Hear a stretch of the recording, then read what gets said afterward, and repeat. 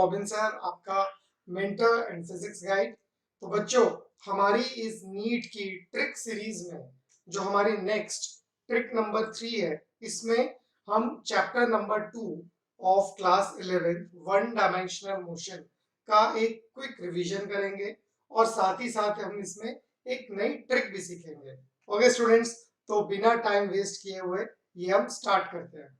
तो बच्चों देखो, इक्वेशंस ऑफ मोशन जो होती है v is equal to U plus A T, S is equal to U T plus half A T square, V square is equal to U square plus 2as, ये तीनों equations तब applicable होती है जब हमारा एक्सेलरेशन कांस्टेंट होता है।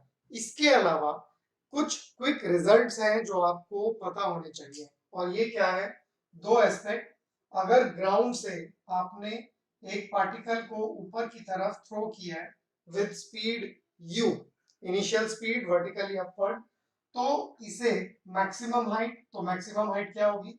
जहां पर मोमेंटरीली वेलोसिटी 0 होती है, तो मैक्सिमम हाइट तक पहुंचने में जो टाइम लगेगा, time of ascent, that would be equal to u by g। तो आप डायरेक्टली ये निकाल सकते हो, और इतना ही टाइम इसको वापस आने में टाइम ऑफ डिसेंट होगा। ओके, और ये जिस स्पीड से ऊपर गई है, ये उसी स्पीड से वापस आके ग्राउंड को स्ट्राइक करेगी with the same speed but in opposite direction. Okay, और मैक्सिमम हाइट रीच्ड कितना होगा? It would be u square by 2g। तो ये आपको तीन चीजें याद रखनी है कि time of ascent equal to time of descent equal to u by g। तो total time of flight 2u by g। Secondly, जिस स्पीड से थ्रो किया है, हॉरिजॉन्टली उस पॉइंट को उसी स्पीड से but in opposite direction cross किया जाएगा, और maximum height reached is u square by 2g। Okay, second aspect इसका देखते हैं कि अगर हमने किसी हाइट से, तो h गिवन है और ये ग्राउंड है, यहां से अगर एक पार्टिकल को ड्रॉप किया है, तो ड्रॉप करने पर ये ग्राउंड को कितने टाइम में स्ट्राइक करेगा और किस वेलोसिटी से हिट करेगा, ये दोनों चीजें। तो ये ग्राउंड को हिट करेगा तो ये टाइम ऑफ डिसेंट ही रहेगा सिर्फ। So time of descent would be √2h by g, और जिस वेलोसिटी से हिट करेगा दैट वुड बी √2gh। तो बच्चों, स्क्रीन पर अब जो भी है इसका आप प्लीज स्क्रीनशॉट ले लो, ये बहुत काम की चीज है। ओके, इसके अलावा ये तो हुए हमारे क्विक रिजल्ट्स। इसकी श्रृंखला में आपको तीसरा रिजल्ट जो मैं बताना चाहता हूँ वो ये है कि अगर ग्राउंड से ऊपर किसी हाइट h पर, जैसे सेम ये प्रीवियस केस ही है, हाइट h से अगर आपने नीचे की तरफ थ्रो किया है, तो आपको एक क्वाड्रेटिक इक्वेशन सॉल्व करनी होगी। ओके, तो ये चीज का ध्यान रखना। और ये क्वाड्रेटिक इक्वेशन क्या होगा? आपका ये नीचे, ये डिस्प्लेसमेंट भी नीचे, ये एक्सेलरेशन ड्यू टू ग्रेविटी, ये भी डाउनवर्ड्स। तो अगर आप इसमें second equation of motion use करते हो, so that would be h is equal to ut plus half gt square. तो यहाँ आप देख सकते हो कि t में क्वाड्रेटिक इक्वेशन बन रही है, which will be gt square plus 2ut minus 2h is equal to 0। यहाँ गौर देने लायक बात यह है कि इसका जो डिटर्मिनेंट होगा या डिस्क्रिमिनेंट होगा, जो आपका b स्क्वायर माइनस 4ac होता है, वो हमेशा एक पॉजिटिव वैल्यू होगा, क्योंकि c आपका नेगेटिव है। तो हमेशा आपको रियल रूट्स आएंगे, एक पॉजिटिव एक नेगेटिव, आपको उस क्वाड्रेटिक इक्वेशन का पॉजिटिव रूट लेना है। ओके, तो ये था हमारा QR मतलब क्विक रिजल्ट्स। अब जल्दी से देखते हैं कि ट्रिक क्या है। ओके बच्चों, तो वन डायमेंशनल मोशन की जो ट्रिक नंबर 1 है और हमारी ओवरऑल जो ट्रिक नंबर 3 है, वो ये होगी कि अगर आपसे इस वन डायमेंशनल मोशन में ये पूछा जाए कि एवरेज स्पीड क्या है, distance covered by the body क्या है, तब आपको अलार्म्ड हो जाना चाहिए। क्यों? क्योंकि आपकी जो इक्वेशंस ऑफ मोशन है, ये हमेशा आपको इंस्टेंटेनियस वेलोसिटी और डिस्प्लेसमेंट देती है, ना कि डिस्टेंस। तो जब भी हमारा डिस्टेंस और डिस्प्लेसमेंट अलग अलग हो जाएगा, तब हमारे पास इक्वेशंस ऑफ मोशन से कभी भी डिस्टेंस कवर्ड नहीं आएगा।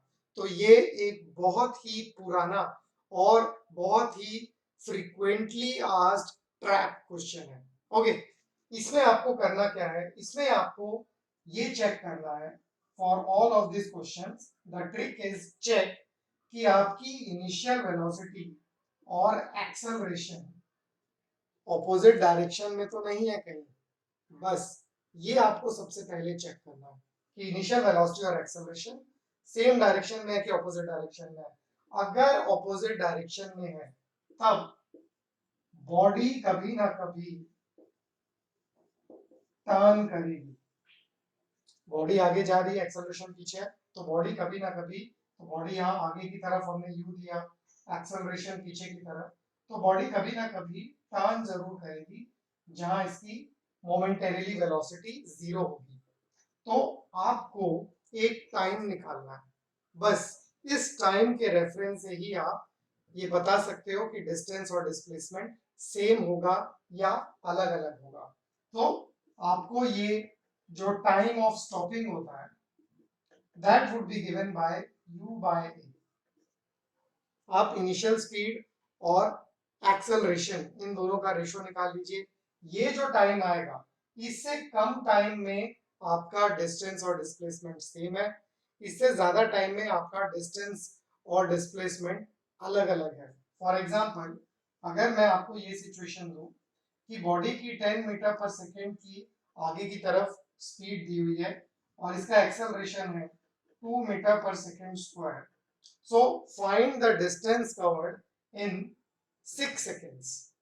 तो आपको सबसे पहले टी नॉट निकालना है। जैसे यहाँ पे टी नॉट हो जाएगा 10/2, so that is your 5 seconds।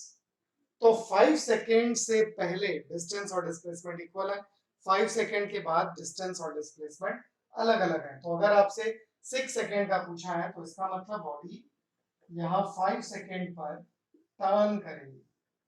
Okay, और 6 सेकेंड का टोटल पूछा है तो यहाँ पर 6 सेकेंड होगा, तो 5 से 6 सेकेंड के बीच में 1 सेकेंड का गैप, यहाँ पर स्पीड 0। तो आपको दो पार्ट में ये क्वेश्चन करना होगा। कैसे करेंगे, आपका डिस्टेंस वुड बी पहले यहाँ से यहाँ तक का डिस्टेंस, इसमें आप पिछला रिजल्ट यूज कर सकते हैं u स्क्वायर बाय 2g या u स्क्वायर बाय 2a।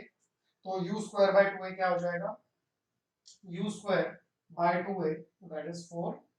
ठीक है, तो u स्क्वायर बाय 2a ये पहला डिस्टेंस आ गया। और दूसरा 1 सेकेंड में बॉडी रेस्ट से अगर स्टार्ट करती है तो कितना होता है, that is half at square, so half at square that is 1 second. तो इन दोनों को अगर आप ओके स्टूडेंट्स, तो कैसी लगी आपको ये ट्रिक, प्लीज कमेंट में इसे बताएं और मिलते हैं हम अपने नेक्स्ट ट्रिक में।